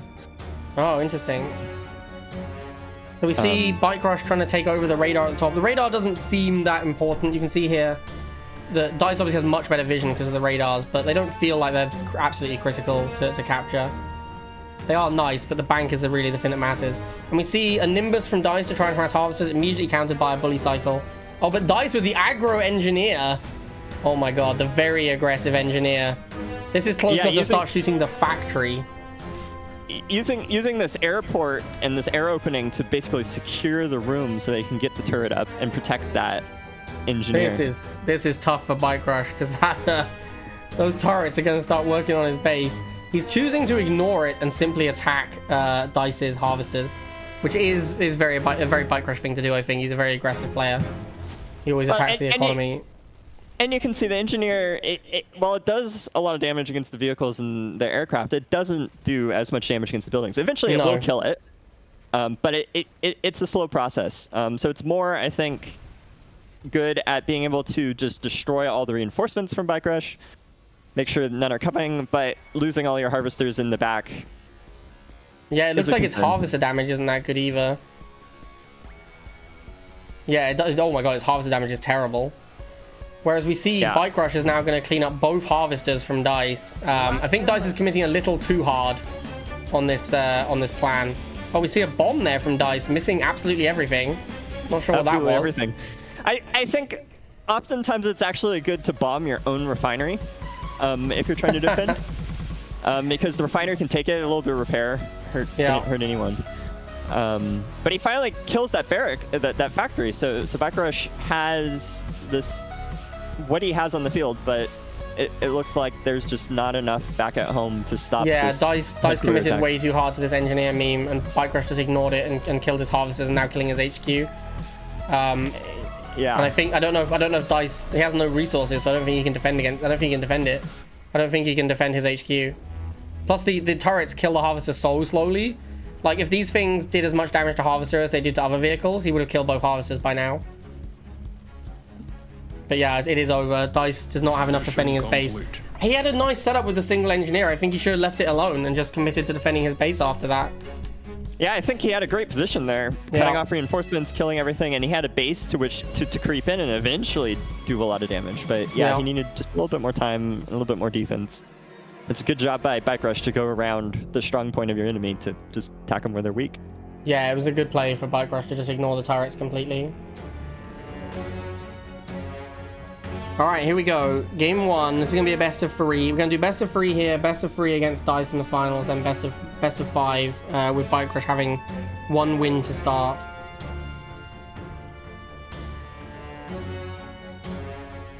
So we've got Peyton versus Marshall. Pontiki, I've not seen Pontiki playing Peyton before. He was playing Selena up until now. Yeah, I think Peyton is one of the few commanders who can actually go toe-to-toe with Marshall vehicles. And so if you want to do a Tiger Mirror, I think Peyton will win out in the long game there. All right, here we go. We've got barracks opening versus factory opening for Laaka.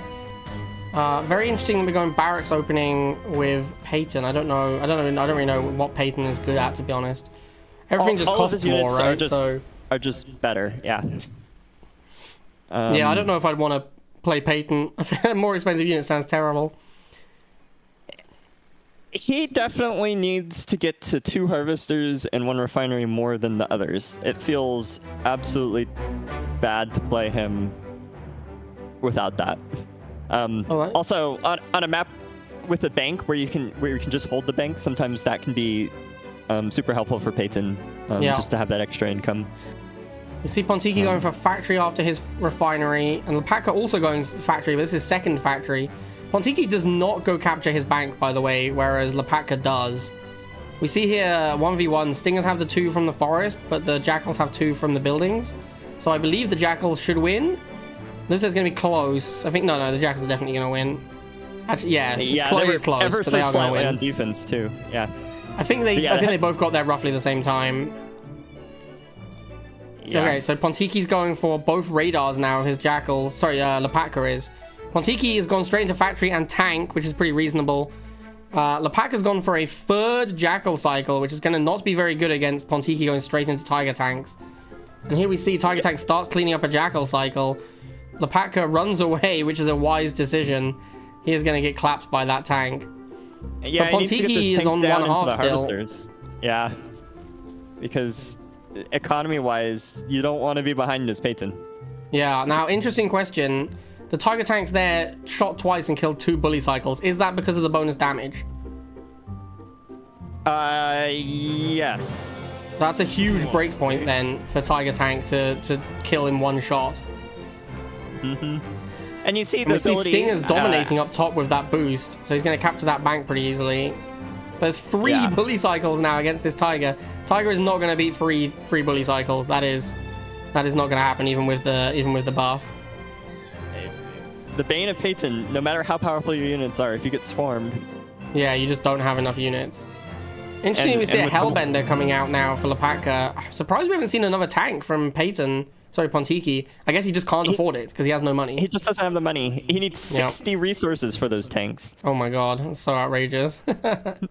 And losing these 2 stingers, not having that second harvester, I think he's just fallen behind on the economy game. Yeah, I think not immediately capturing the bank and then not quickly getting second harvester when you're playing Peyton, that's not okay. That's not how you play that. You can't do that. You have to get economy going as quickly as possible. Interestingly, the tank comes out, but the bully cycle with the star does not die in one shot. So it must be only on the road. Only on the road, yeah. Wow, that is wild. And we see another boost.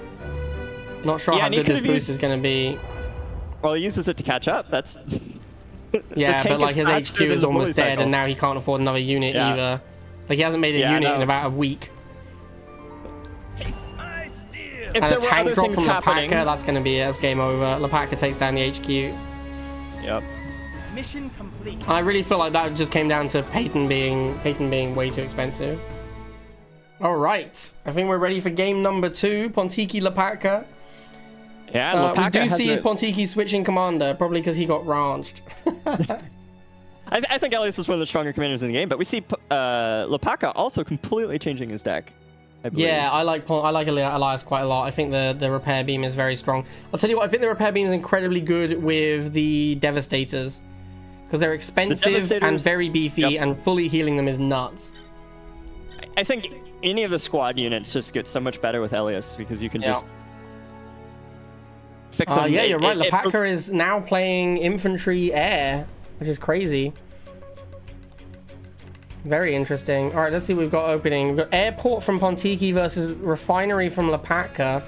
I personally like unit first, although I think that on maps with banks it's way better. This map doesn't have a bank, so I think on a map without a bank, refinery first is probably okay. Yeah, and this one is very defensive on your resources as well.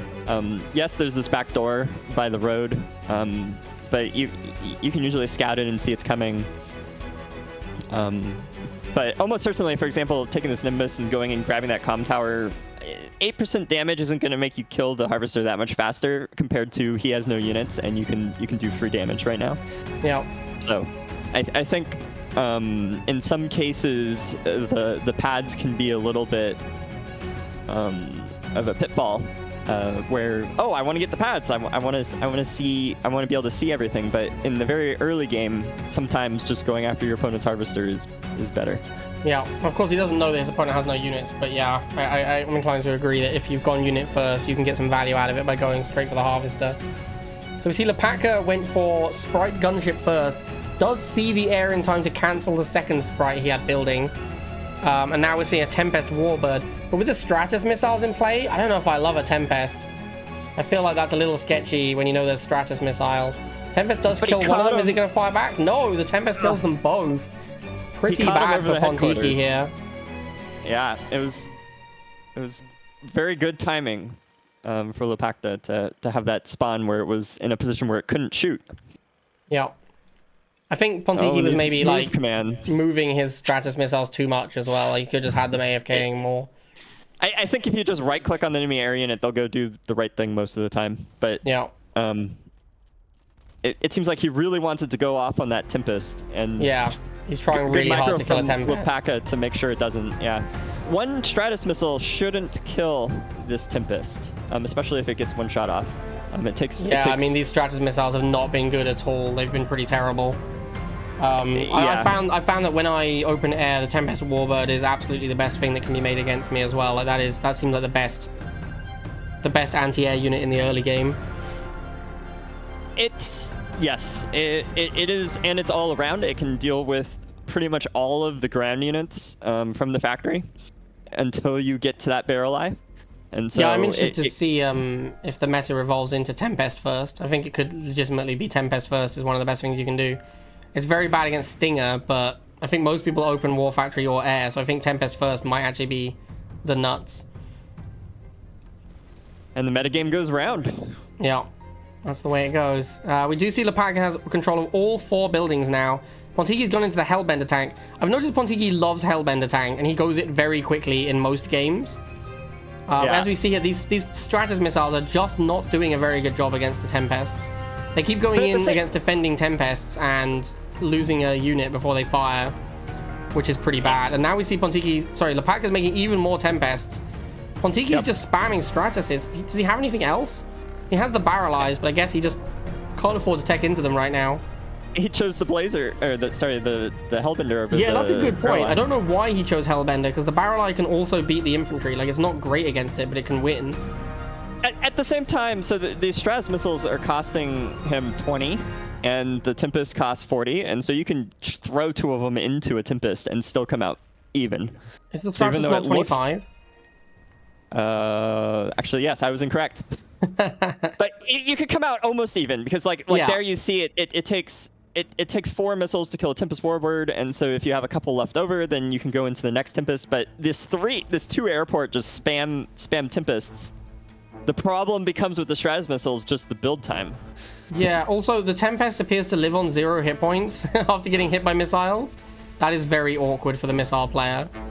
Yeah, you need that 1 bit of Jackal damage or something to just knock it over. Oh, and it gets the missile. These missiles have just actually been terrible. Like, I don't know why Pontiki's making them. If I'd been Pontiki after I think the second missile was terrible, I would have stopped making them, because they have been so bad this game. Yeah, you have to mix them in with other units, because they don't give you any, as you can see, they don't give you any map presence. Yeah. You lose them. The best you're doing is getting rid of an enemy unit, but you don't get that map presence back to kind of build up a force to kind of counter. And so over time, Laaka has been able to just build up 5 Tempests. Yeah, I also think if given how little hit points the Tempests had at the end, it was very important for him to have Comms Tower whilst using them. Yeah. All right, there we go. Laaka, I believe that's 2-0, so Laaka has won the match. And as we talk about the decks and stuff, yeah. Yeah. All right, so factory opening from both players. I suspect we'll see factory into refinery. Interestingly, because they're both factory opening, we might not see the double refinery build. It depends if people want to use their building queue or their vehicle or their factory queue to build the harvester. I suspect we'll see people use their building queue because they want to build combat units. Wow, is that Dice has queued up triple bully cycle? And immediately cancels them all. And then the refinery, yeah, a little spaghetti there. Yeah, and his refinery's a little late now, which is probably not going to matter, but it is, it's some resources. Also, his bully cycle is slightly late, which does matter, because it means his bank's going to be late, which is even more resources. And it's going for the comms tower. Interesting. Maybe a way to break the symmetry there. I think Laaka, yeah, he queues the harvester. He's been a fan of this 2-factory kind of opening where he increases the build speed of the factory units and then spends the time to get the harvester, but then after that you can just pump out bully cycles faster than your opponent is the idea. It looks like Dice wanted to get comms tower to then attack the harvester, but then Laaka has immediately decapped it with his jackal. We do see double refinery from Dice into selling one of them. The thing about the double refinery build is the second refinery is so expensive up front, it often means you can't build a unit anyway. So I think if you have a factory, it might just be better to build a harvester. Yeah, I think there's builds that work both with and without it. It feels better. say that to. Actually, I'm starting to build come another. around on the build refinery, immediately sell it to build a second refinery, because then you haven't invested. You've got back the 25 up front. So I actually think that might be better. I hadn't considered that option before, but yeah, I think that actually might be best. The other thing when you're selling the refinery is you don't have to wait for the second refinery to build before selling the first refinery. There's a timing where the harvester will make one trip and unload on the refinery, and then as soon as it starts moving back to the mineral patches, you can actually sell the refinery at that point, and the second refinery will be built in time for the harvester to not have any downtime. That sounds like it's the correct. That sounds like it's actually the correct way to do it. Yeah, it works. I think 35 cost units, you have to wait a little bit, but if you're building 20 cost units or 30 cost units, then it works out pretty well. It's pretty interesting. But we do see a double factory from Dice here, and he has a Tiger Tank. The Tiger Tank is going to be absolutely massive in this matchup. Both players all in on vehicles currently, so this Tiger Tank is going to change things a lot. And here we're going to see, no, it's still one shot. Well, actually, the bully cycle's fired at the same time, so I can't tell if the Tigers kill a bike in one hit, a bully cycle in one hit on road, or if you have to be playing Peyton for that. I think they almost do. Yeah. So with the bully cycle, it's like a good combo to get the extra chip. Yeah. There's a lot of interactions in the game where you just need a little bit extra damage and you can kill a model, and so, to make the comms towers better. Even a Ratter or a comms tower, you can suddenly swing these matchups. Yeah, we do see with the 2 stars, they're definitely not dying in one, even with the comms tower. But now we see both banks have switched to Lapaka's control. I think that actually, like, it's interesting because both players want to attack the economy, and we see Dice actually built another refinery and is now going for Tech Lab. But I actually think that the most important thing on this map is the top area, because you get 2 banks and you get a nuclear missile. That feels like what people should be focusing on. And I think if neither of them have stingers, but this is a great example where if you just plop a stinger up on the top, you can basically hold those against all vehicles because of the forest. Yeah. Interestingly, Dice here now has 4 harvesters and a tech lab, but is getting absolutely crushed on the field because he's spent all his resources teching up. And I'm not sure what he's teching into here. Is he trying to get, I guess Loris launcher would be very good right now. He hasn't got the money for it though, but that is the thing that he can immediately build that would have a huge impact on the game. Yeah, he's sitting here at 6 out of 10 PopCap. He could actually sell one of these factories perhaps to get enough money. He could have sold the one that was getting destroyed, that's for sure. Yeah, but he also has the nuke, and he could have used that temporarily. He can still use it, can't he? Doesn't he still have control? No, he's about to you lose have it. to hold both the pad and the nuclear missile building. Okay. I mean, it looked like he had it. And the nuke was his color. Yep. And then Lopaka now could use it. Yeah. Which actually, if Lapaka uses it here, yeah, this is real bad for Dice. Yeah. He'll be able to kill that tech lab off, which is a huge investment that he's been working on basically this whole game. Yeah, I think that's probably going to be game over for Dice. I think that nuke hit was too big. I think he actually did have a chance to fire the nuke himself, which if he had done... Yeah. Even if it didn't do any damage, just making sure Lapaka doesn't fire the nuke would have been good enough. He probably needed to kill a couple units, because having 5 squads of things out, even a Loris launcher, right? There's just a lot of stuff. He's got so much money. Even though it looks like there's 4 harvesters for Dice, Lopaka actually has equivalent income right now because of the banks. Yeah, both banks. Yep. I think, I mean, focusing on getting your harvesters up is less important than controlling the banks, because the banks are free harvesters. The harvesters don't cost any money. That's way better. You actually see here that Dice did collect more resources, but not that much more, as you're saying, because of the banks. But the damage... Dice's units just got destroyed over and over, and he didn't make enough stuff. He tried too hard he spent too much money trying to tech up before he was ready to do so. All right, here we go. Lapaka is currently 1-0 up. This is a best of 3. If Lapaka wins this, he goes to the finals against Bike Rush. If Dice wins this, we go to a 3rd and final game in this losers bracket finals. All right, here we go. We've got Carter versus Marshall. And it's going to be refinery opening from both players, which, again, I don't like it when there's banks. I think, the economy you gain from the refinery is lost by not having the bank. The bank is the same as getting the refinery first. So I really think the bank first makes more sense. I think that's generally true. On this map, maybe you can make an argument because of the way the building radius works, it's actually super useful. You kind of want to build, so for Laaka, you kind of want to build your barracks up on the top near the bank, or your first building, so you don't have to travel all the way. And so if you build your refinery first, then you can build your first unit production building next to the bank and basically hold the bank for longer and have a better eventual engagement. But in this particular case, neither player opted to do that, both putting their production building closer to their headquarters and kind of going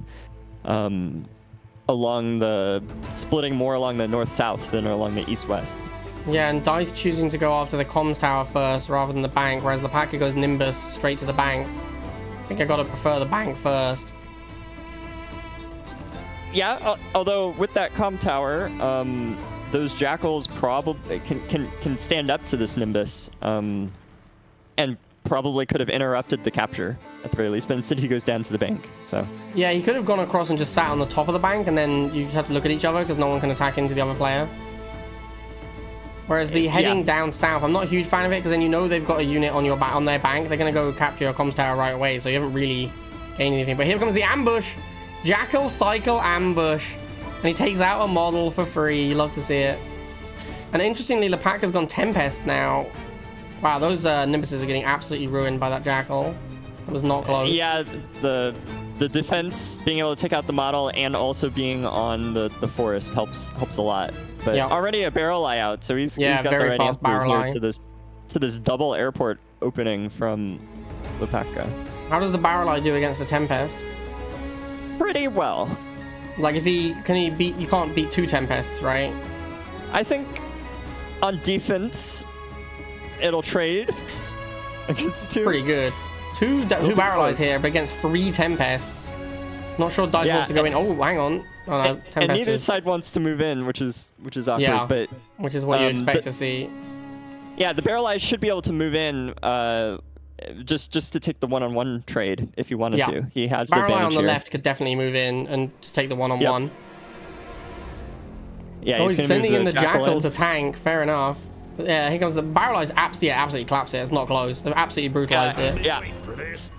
This is your turret. tier 2 versus your turret. How much damage is it going to do the halve? Not very much. Okay, so Dice can probably just ignore that turret. Yeah, and the Harv spend enough time on the refinery that it'll be dead by the time anyone comes back. Yeah, and meantime, Dice with the Tiger tank just to harass Harvester here. Yep. Laaka looks pretty weak to this barrel eye. Like, what's he supposed to? He's only air infantry, so he's very weak to this barrel eye. He has Devastators. That's probably what he has to try and get to. But he only has one Harvester now. The Tiger tank took out half. Looks like Dice is in a commanding position here. Yes, it does. Yeah, I think the barrel eyes only do about the same as a Jackal against infantry. Okay.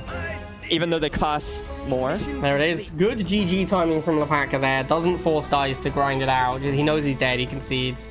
I do appreciate that. Look at that army graph. Losing those Tempests. Yeah. Here we go. Final game. Oh, and we see a quick switch there by Dice to Chea. Maybe you should tell chat what Chea does and go to. Yeah, so Chea's has an affinity for buildings and unit production. So there's a Chrono Boost-like ability. It costs 10, and it causes a 50% speed up increase in whatever you're producing. You can actually put it on your headquarters, and it'll increase the speed of your building construction too. Oh wow! I did not know that. So you can actually there's a couple of cool builds with Chea specifically where you can actually like boost your refinery production out and get a couple be just a little bit more greedy while you're still getting the same number of units. That is very interesting to know. So we actually see Laaka's going refinery into war factory. Dice is not building his refinery. I think we're seeing a cheese build here. Here comes the Rata into cell barracks. Yeah, I think we're going to see some cheese. Here comes Dice. So other thing that Chea can do that you've neglected to mention, you can build anywhere you can see.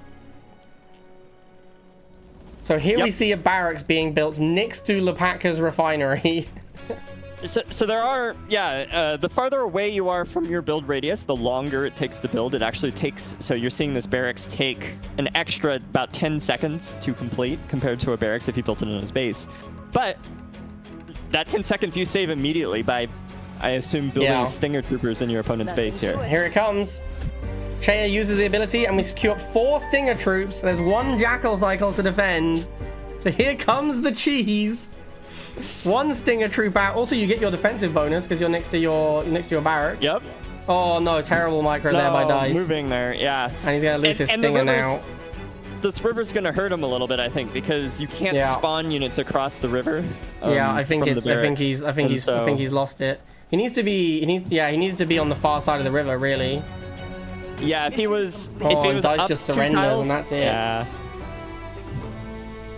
It was a valiant effort. I And the think cheese fails. This is best of 5, but Bike Rush starts 1-0 up. So if Bike Rush wins 2, it'll be over, like a best of 3. All right, Selena versus Marshall. Waiting yeah, 2 for very players strong to connect. commanders. I still think Selena is absolutely bonkers. I think people have not been abusing her enough. You're probably right. But like, as long as you save up 80, you can steal basically anything, and it's a good deal. Laaka factory opening. Bike Rush owns barracks opening. Yeah, barracks is, I think, good on this map because of the banks. Yeah. It really lets you contest these banks early. You might not want to stick on the barracks for very long because there aren't too many forests where you can kind of take advantage of that defense and the extra movement speed for the infantry. But opening barracks makes a lot of sense because you can grab these banks. Although I'm not sure Bike Rush is going to go grab these banks. He's got this Rocketeer Trooper queued up. Yeah, but it's also the waypoint is set to the bank, so. Yeah. Well, he's getting very aggressive. Is this going to work out for him? I think no, he will right? barely win. It's going to be close. He's got the 2 stars, but... Oh, no, look, he's going to win. Just He'll about win because of the with- 2 stars. Wow, Just okay, fair enough. barely 2 models, yeah. And that's going to let him cap both banks. Like, Laaka needs to build a 2nd Jackal Cycle to fight back. And as you said this earlier in the tournament, if you get an infantry and just put it on the forest, it's really hard to stop someone controlling both banks. Yep. And that is what you're we're seeing using here. a population cap there, but I think these Jackals should be able to clean up this Rocketeer, so...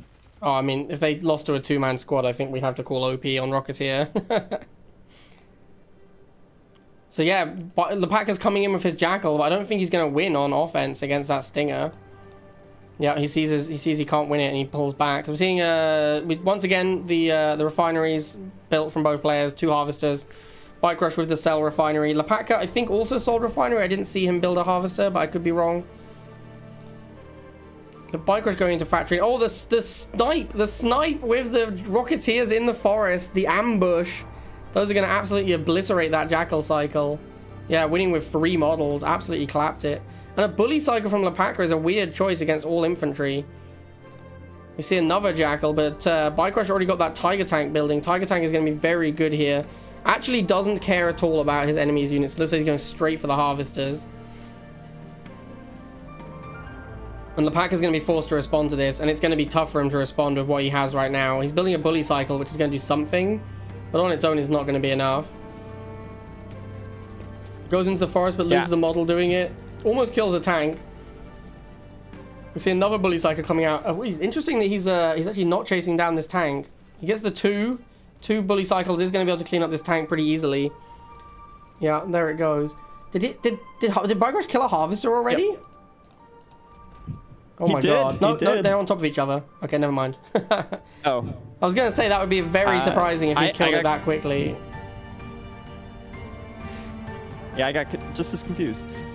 And the Rocketeers at the top, Cycles- as we said, the infantry at the top dominates the banks, and that's very important on this map.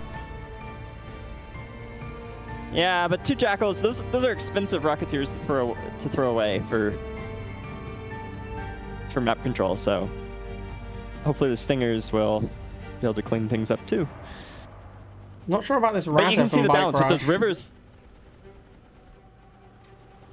It might have been a misclick. It might have Yeah. been for scouting or for capturing. Laaka actually Laaka does taking a lot of have- control here. The cycles just do so much Yes. damage that are actually really good against the tanks. I designed this missile myself. Like for cost, they Yeah. are extremely good against Tiger Tank. you have to make sure that you're engaging really only one cycle at a time. Yeah. Even then, you like taking a volley is so painful. Yeah, and once you lose the model, half your firepower is hard. It looks like Bike Rush is going to kill a Harvester, though. He does take out one Harvester. And he's also built his second refinery now.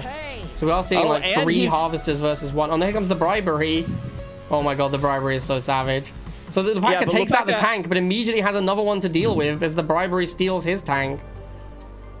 Yeah, he does have a nuclear missile if you want him to fire it. Perhaps yeah, I think people are forgetting about the nuke a lot. Because it can do a lot of damage, but Bike Rush is now stealing it back. Yeah, and I don't think Bike Rush is going to forget about firing it. Yeah, those Rocketeers are just so good because with those rivers, you saw the Stinger having trouble getting to that defensive position because it's so slow to cross the river. So there's the Rocketeers get to just ignore the river. Yeah. Go wherever they want, and then I need to go grab the nuke. Sure, let me just fly over this bank real quick. Laaka actually coming back a lot here. He's killed 2 Harvesters, has a second Harvester of his own, so we're back to almost parity. Except again, Bike Rush has those banks because of the infantry advantage on the top. Laaka trying to send a bully cycle to cap one back, but even then, the fact that you can't cross over to cap the other one, even when there's nothing there, makes it very awkward for vehicles. Yes, it's perhaps one of the reasons why the barracks is balanced the way it is because of these map pools where they just favor infantry in these positions so much. Yeah. Even if... Oh, here comes a nuke launch. And there's the nuke. Clears up the Stinger troop. This means the Laaka is going to take both banks, and also that barracks might burn out. Probably not quite. He needs to send a bully cycle or a jack. Oh, he's not repairing it. Let me close. Without a repair. Almost. Almost. It's still diseased. No, it's gone. So the poison gas from the nuclear missile. Oh my god. The nuclear missile doesn't just leave fire; it leaves behind the nuclear fallout, the gas from that. Wow. I don't think we've seen it much this tournament, but the gas is actually contagious. If you move a unit through, if you move a unit through a unit with gas, it'll pick up. It'll catch the gas. And gas, of course, lasts 10 seconds and does damage over time. So even though the fire had burned out, there was still just a couple ticks of poison damage. I think that a huge part of this game has been Bike Rush has been relying on Tiger tanks, and they're just not good enough against the bully cycles. Like, they're not efficient enough against the bully cycles. Because the tank costs almost as much as well, it's like 50 versus 35, right? So 15 resources difference, and it just doesn't dominate them. And you see here, Bike Rush makes his own bully cycles, but because they were on the road and against a comms tower, the Tiger tank killed 2 of them with 1 volley, which is absolutely massive. Yeah, this is where using the terrain to your advantage really matters. You can't just fight anywhere. Yeah. You really want to be fighting. Oh, and a tank drop from Laaka. It's looking very bad for Bike Rush here.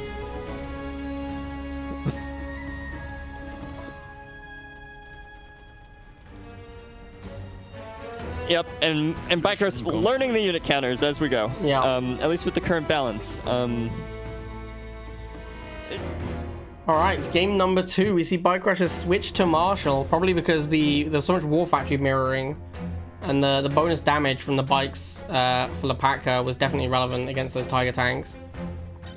Yeah, he used the bribery once, but I think it's for 10 less cost, it can be a lot easier to save up for the 70 sometimes to get just a tank to drop down, and you get it instantly rather than having to wait the 20 seconds to steal the unit. So you can basically swap. It's not 20 seconds. There's no way it's 20 seconds.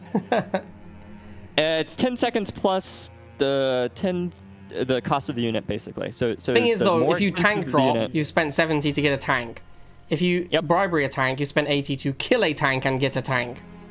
Yes. So I would say the 80 is much better than the 70 in that scenario. You pay an extra 10 to also kill an enemy tank. I don't disagree. I think, though, that in the middle of an engagement, being able to drop a tank and it fire 2 shots immediately is sometimes better than waiting that extra time for the engagement basically to be over before you get to steal the tank. I think the issue was that he bribery the tank, but then a bully cycle came and killed his tank, and he was focusing on the harvester, so it just died without doing anything. If he just used it to continue trading instead of to attack the harvester, I think it would have been better. And he didn't use it in the future engagements either. Yeah. He didn't. I mean, it is have money. expensive. I think when you're playing Selena, you have to be trying to use bribery as much as possible because it is a ridiculous tempo exchange, and you don't want to, like you say, you don't want to be doing it like mid engagement. You want to be like, see a unit, bribe it, run away. Yep. And then you kill their unit, get a unit for 80 cost. Yep. This awkward bank situation where you can just stare at each other and neither of you can capture it. So that's a good job by Bike Rush to deny the bank of his opponent while he gets his own bank and kind of takes the rest of the map.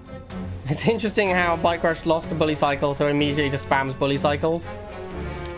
You know, it's probably not a bad strategy. Yeah, I mean, it's working out really well. Like, now he's doing a tank drop as well, and Laaka opened Air Tower, which can't really compete with the bully cycles. So now he's actually just dead. Like, the bully cycle spam at the start has absolutely dominated this game. And I do think that we are maybe seeing how this unit might be a little too strong. Yep, definitely some adjustments for this unit in the future, perhaps. But yeah. Bike Rush owns, man. It's in his name. Like, he should have known. Yep, it's in a Bike Rush. All right, here we are. Game number 3. This is potentially match point. Well, it is match point. Potentially the last game of the tournament.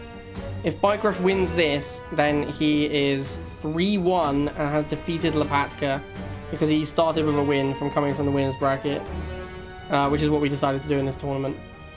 Generally speaking, by the end of the tournament, we found that players just want to, you know, they're tired. They don't want to play another 2 best-of-3s. So we usually just do winners bracket. Guy gets an extra game win, and everyone is content with that. I did offer Bike Rush which one he wanted to do, and he did say he'd just take the match win, or sorry, game win, rather than play 2 matches.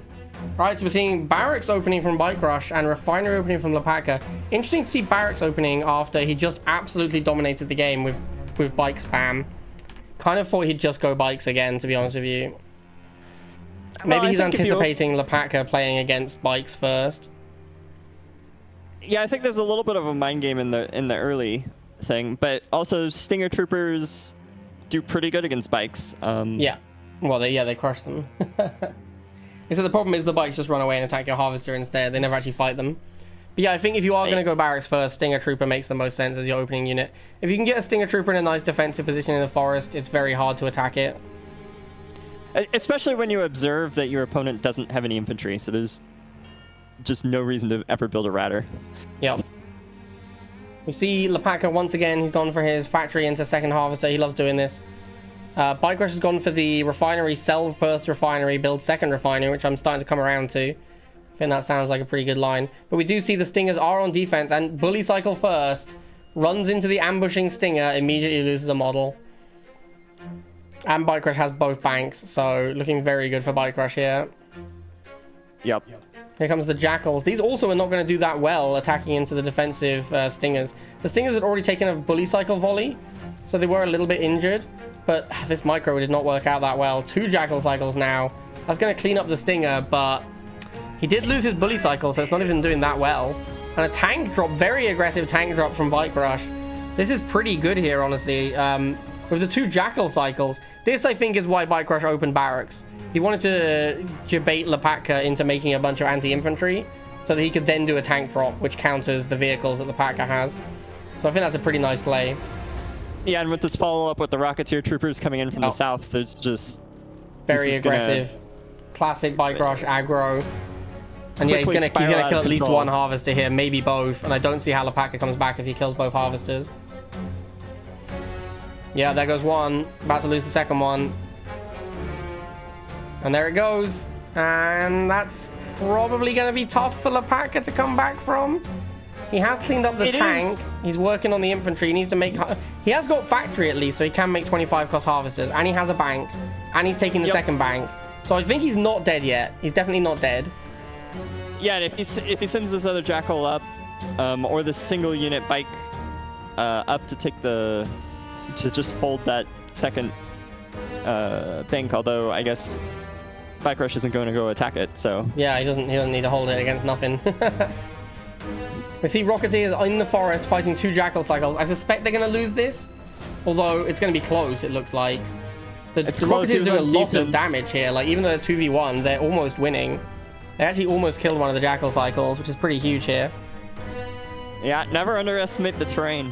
Yep, the terrain is a big deal in this game for sure. And the double bank means Laaka is actually back in it. He lost 2 halves, but he cleaned up a lot of units, and he has 2 banks now.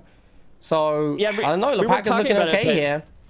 Bike Rush actually opted to get this 3rd refinery instead of build a 2nd production. So he was actually pop capped there for quite some time. Yeah. Well, during that, and that's why it looked like suddenly he had no units. He was population capped on harvesters. We do see Bike Rush now does have 4 harvester. Here comes another tank drop. Thing is, these tank drops are not efficient. This is a 70 cost tank. Like, yeah, you get it immediately, which is great, but you are paying a premium for that. You're paying a 20 premium to do that. And you saw the tank drop early in the game. Yes, it traded for 2 harvesters, but it was a premium tank. Like, you gotta remember, he did spend a lot of money on killing those 2 harvesters. So although it was good, as you say, because he then ecoed, Laaka was able to get back into it, especially because he captured both the banks. That really, I think, was the critical choice by Laaka to go and get those banks to make sure he's not completely out of it. And to do the tank drop when your factory is just sitting idle. Yeah, well, I mean, it takes ages to build a tank, so...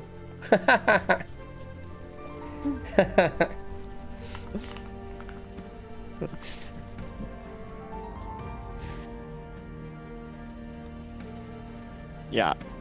These Rocketeers have been doing really good for him. I think, especially on defense like this, if you pop... The Rocketeers do about the same damage, only slightly more damage than a Stinger. It's just that they can get into position much, much quicker. And so when you're on defense like this and you're just popping units into their units, building a Stinger is very, very cost efficient in these situations. We actually see here, Bike Rush is...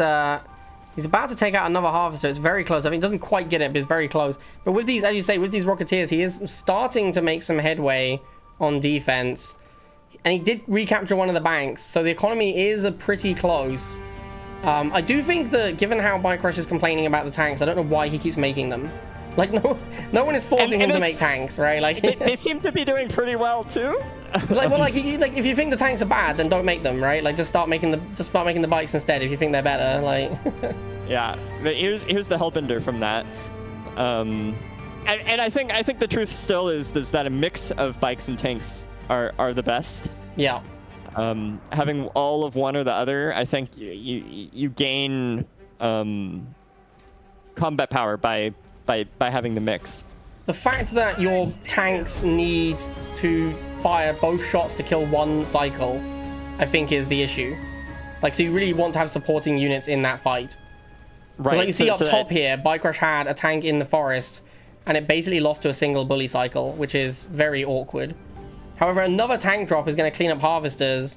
So Laaka, once again, I mean, it's a very close game. Like, Laaka is again losing economy. Bank at the bottom is not controlled by anyone. Bank at the top is Laaka's. But again, the tank drop kills both harvesters here.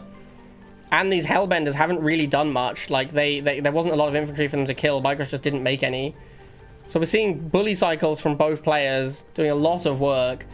And again, the economy, it's close. Like, we've got 2 halves to 2 halves, 1 bank to 0. So it's only a small economy advantage for Laaka here. Well, they did just build another harvester, so he's starting to take advantage.